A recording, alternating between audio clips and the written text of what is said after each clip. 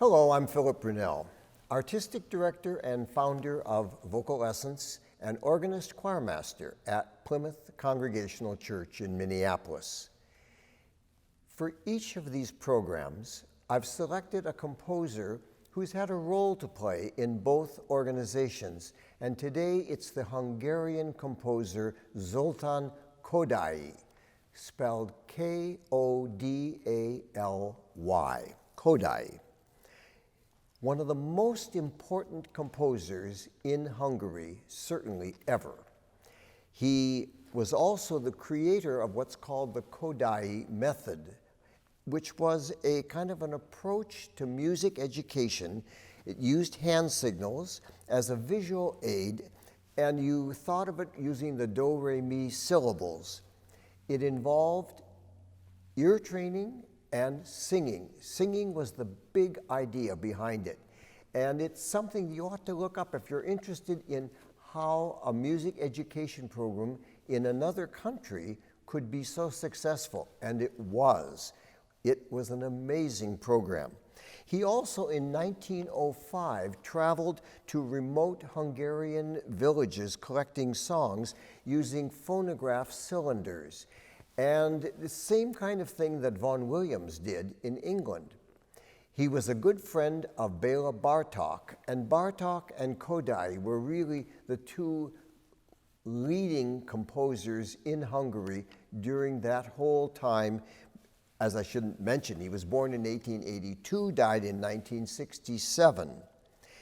He studied in Paris for a while with Widor, but most of his life and his time there as a composer and as a teacher was in Hungary. His big claim to fame came when he wrote in 1923 a piece called the Hungarian Psalm, Psalmus Hungaricus. And it was composed for the 50th anniversary of when two cities on two sides of the river, Buda and Pest, came together and became known as Budapest. In 1936, for the reconstruction of the castle, the Buda castle, he wrote a Te Deum. And I'd like to play you the ending of this fabulous piece, which we have performed at the St. Paul Cathedral, and parts of it we have done here at Plymouth Church as an anthem.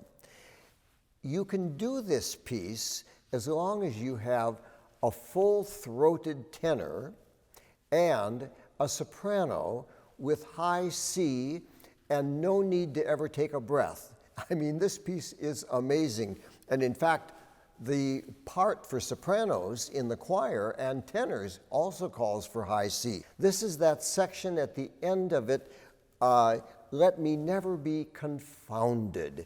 And so the orchestra begins playing, the choir comes in unison, it's big, big, big, and then suddenly, huge contrast, and again, in aeternum, in eternity, the soprano starts this gorgeous, beautiful ending.